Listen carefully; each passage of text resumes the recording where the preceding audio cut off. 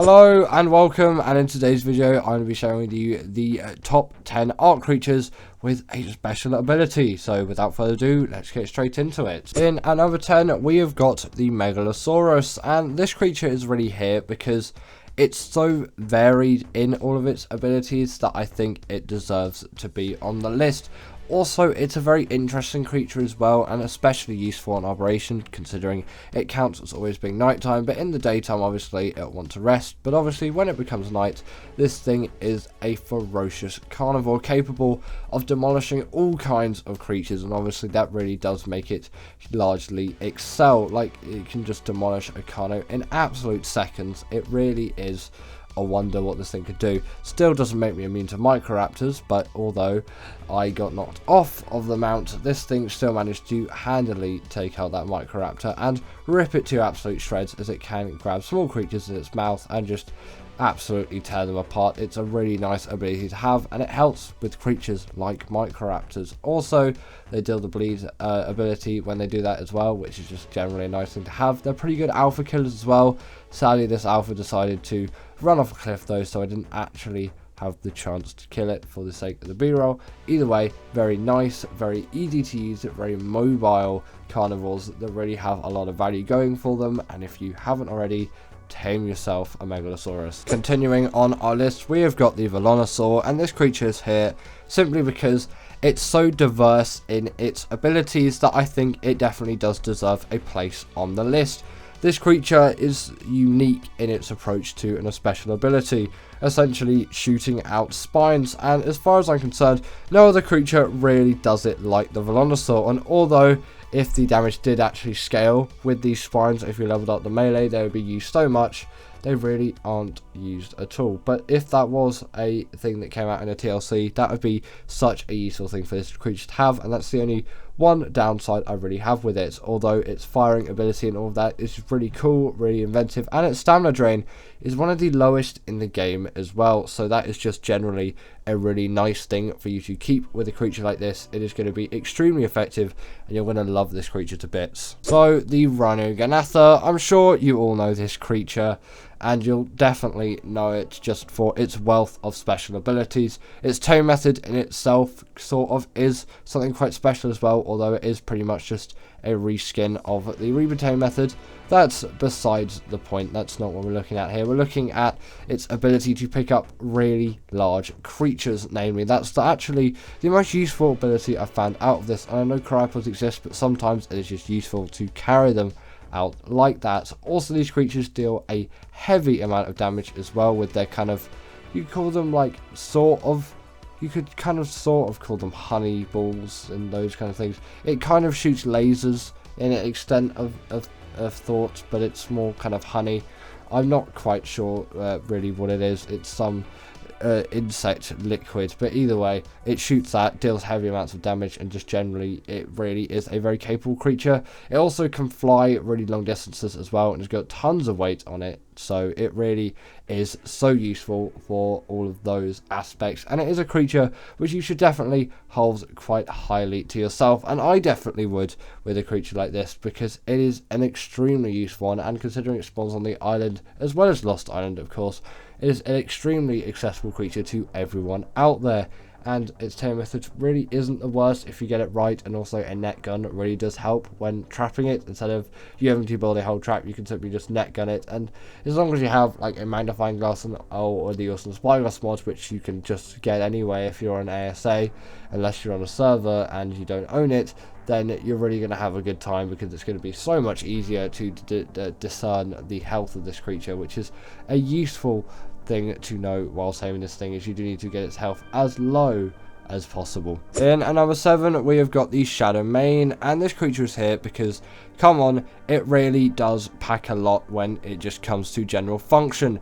It has the hydration buff, it has tons of mobility up its arsenal. Also, it can deal even more damage as it charges its damage up over time. On top of that, it can go invisible as well, and generally it just is a very nice creature to have. It does the pack buff as well, and you can just do so much with it, from boss fights to just general travel to PvP to PvE. It's so versatile in all of its abilities that it just becomes a creature for all, unless you can't really do the taming method, which can be a slog at the worst of times, and really it's not the particularly most fun thing out there. But once you get around that, you're not going to have too bad of a time. They're also really great underwater swimmers as well. Actually makes them a pretty great boss creature for defeating the Moda, which you might not expect on first hand, but they are actually really good for the job. Now we have got ourselves the Blood Stalker, and this creature really does deserve to be on the list for me. Come on, look at this thing. It is a spider which has a wealth of abilities up its sleeve. Again, maybe not quite as popular as the Shadowmane, but for me actually more useful, as there's a better boss fighting creature which is actually in at the #1 position on this list, but I'll save that for when I'm talking about that creature. Essentially, this is my go-to underwater traveling mount. It is just the go-to be-all, end-all mount for underwater exploration for me. It is so fast. You also can see all the aggros of all the creatures, which I could do anyway because with awesome spyglass, but if I'm playing some more vanilla stuff, which I tend to do with my friends, I don't really end up playing a lot of modern stuff. When I'm with other people, I tend to just do that more solo, but when I'm with other people, you get a Bloodstalker out, and it's really useful to know all the aggros of the creatures, especially underwater, because the visibility isn't the best, as I'm sure you'll know. It's a little bit better in ASA, but still, you know, these things aren't really in ASA at the moment anyway. You won't really be using them. I certainly haven't used them in ASA. I only use these things in ASE, but I'm mainly playing ASE at the moment for just general reasons. You probably know why, to be honest. Either way, these creatures, incredibly great underwater mounts. They've also just got loads of mobility on top of that, and they're just great surface traveling mounts as well. They can actually deal pretty hefty amounts of damage. You might not expect that, but trust me, you really can get some damage done with these creatures, and I do urge you to give them a go, as they really are worth it, and they're not the hardest things out there to tame compared to something like the Shadowmane. They're a lot harder. But there is also a better creature for bosses which you can use instead of the Shadowmane, and you can use this thing for all the underwater stuff, and for me it works perfectly. In at number 5 we have got the Reaper. This creature is here simply because, come on, it's the Reaper, and although maybe it's not packed with the biggest and best special abilities out there, it really does deserve to be on the list, and you could kind of give the Rock Drake a little bit of an honourable mention here as well, as I think they're both quite deserving of the number 5 slots. The Rock Drake is a great glider, also can deal hefty amounts of damage and can go invisible as well. It really was quite an innovator for all of that, whereas a creature like this is capable of just dealing so much heavy damage. They can go under the ground as well, and on top of that they can slow creatures with their tail attack. They really are very useful. On top of that as well, their taming method, it really was the one to innovate on to the Rhinogatha's taming method. It's pretty much the same, except it impregnates you and not a dinosaur.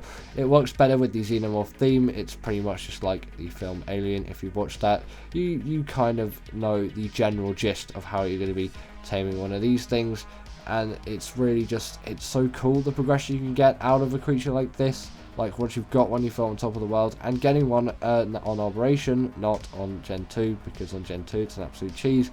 It really does feel like you've made tons of progress, and a lot of progression has been made, and there's a lot of build up to it, and even once you've got one, you've still got to get it out of that very dangerous zone. There's a lot of steps into taming one of these things, and it's definitely well worth it, but a very great special ability creature. Next up, we have got ourselves the Snow Owl. This creature is here because it is the best healer in the game by far, and it also does stem on to give resources to other creatures for their special abilities to work, which is actually insane when you think about it. It adds on to other creatures. It's just so well thought out, and Extinction actually generally is a very well thought out DLC map. It's actually one of my favorites out there. No, it's not a popular one across everyone, but I still really do like this map. I know Operation's a fan favorite from all of the community for all the DLC maps. Really, Ragnarok is up there as well. For me, Extinction is definitely up there, though. You could probably tell because I also put the Velonasaur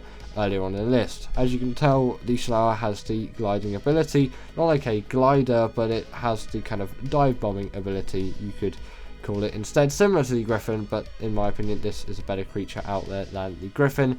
They also do have a kind of thermal camera as well, which is useful just generally for spawning creatures. You can use that in any given PvE or PvP scenario. You can apply it to whatever context you need to. Also on top of that as well, they can heal up creatures like I mentioned earlier. If you level up that stamina, you'll be able to heal up creatures for longer as well. You can heal up your own creatures, enemy creatures, or wild creatures. Really works out just in boss fights on Extinction when you're using these things, and also just generally if you need to heal up a wild creature, if you know maybe you've knocked its health down too low while you've been taming it, it is another really useful thing. On top of that as well, they can give out owl pellets, which are useful to get insane loot out of gachas, which is another really cool thing I find with this creature. And before we get into the top 3, I just want to talk about a few honourable mentions that didn't really make the list. Firstly, I want to talk about the Tropio and the Astrodelphis. Their saddles really do make them some cool creatures as well. Same actually going for the Andrewsarchus, that gun turret on top of it. It really adds a lot of innovation to the creature, which you probably wouldn't expect, and also the tame methods are quirky and inventive in their own way. On top of that, you've got to kind of talk about the Giga, the Carcharodontosaurus. Those creatures are definitely up there. The Gigantoraptor, the new one that has just came out, that has some really nice abilities on it, and obviously the Stego as well, just for its great PvP use. In number 3, we have got the Mwing. This glider is my favourite in the game, the best in the business in my opinion. Really, this creature really does pack a punch when it comes to travelling, and considering you can unlock it at I think level 18, it's definitely pre-level 20, it is absurd how much use you can get out of this creature. They can also carry and steal baby enemy creatures as well. If you want to do that, you can obviously carry your own baby creatures. No matter the size, they'll just shrink into the saddle. The same goes for the Gigantoraptor as well, and they're also ridiculously easy to tame. Just put a few signs down to trap them and trank them out. Feed them some Megaberries, because that's probably all you already have as a feeding food, at least when you're taming them early on. Actually, even go for a higher level one, because they really aren't that difficult to knock out, especially if you got some tranks. It's not going to be too difficult. Some high level ones will still go down reasonably quickly, maybe bring like 20 or 30, and a 150 should be very easily attainable with that many tranks. They also act as a portable feeding trough as well for you breeders out there. It's going to add a lot for you, and obviously the carrying of the babies is just a nice ability as well. If paired with a Gigantoraptor as well, you can just get some insane breeding use out of these things. They can also gather berries as well and skim across the top of the water, and they're just so versatile, and they're actually pretty good swimmers as well. In number 2, we have got the Desmodus. This creature really does need to be here. Like, come on, it's got Sanguine Elixir, an absolute cheese for tames. It deserves to be in the number 2 spot for me. It also does have that same gliding ability like the Snow Owl, obviously not like the Mwing, because it is actually a flyer, whereas the Mwing is only a glider. These creatures have the exact same tame method as the Bloodstalker, which I didn't actually mention earlier, but essentially you get blood bags and then you feed it to the creature. They'll just be in your inventory. They'll take them out of your inventory once they've grabbed you and the taming process starts. On top of that as well, there are also blood bag farms, so you can farm blood bags out of creatures with this thing, which you couldn't do with a Bloodstalker. Personally, I think the Bloodstalker should be able to do that too, considering what it is, and it sucks the life out of creatures. I think it should be able to do that same ability, but I guess maybe it gives this creature an edge on top of the Bloodstalker for you to use this. Instead, I guess it gives some variety between the two of them.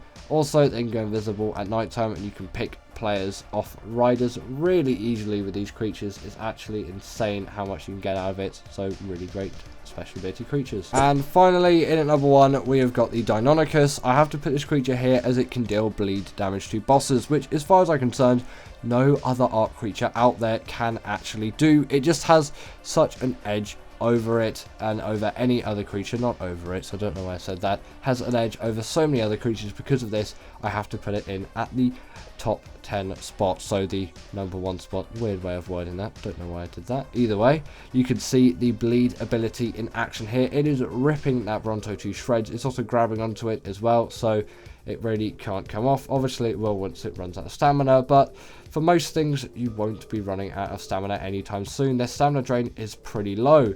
On top of this, they do have the pack buff as well, and although they lack any kind of hydration buff and really any skill in the underwater mobility factor, they are extremely mobile on land, and they really can get a lot done in that regard. They also take no full damage as well, which just allows for extra ease of movement, and little creatures do have this as well. I really do enjoy this feature. Obviously, full damage isn't much of a problem because you can simply dismount your creatures just before you hit the ground, but there's so much more fluidity once you have a creature which doesn't take full damage. They can also just scale any kind of wall or vertical surface very easily just by hopping around them. Not quite how the Rock Drake or Thyla would do it by walking up them, but still you do have that ability, and obviously it's going to aid you tremendously in travel. It really does make them even nicer to use on top of all of their insane abilities. They've got tons of damage, and the bleed ability to bosses really does sell it for me. But anyway, that is the end of today's video. I really hope that you've enjoyed, as I've definitely enjoyed making it. As always, comment down below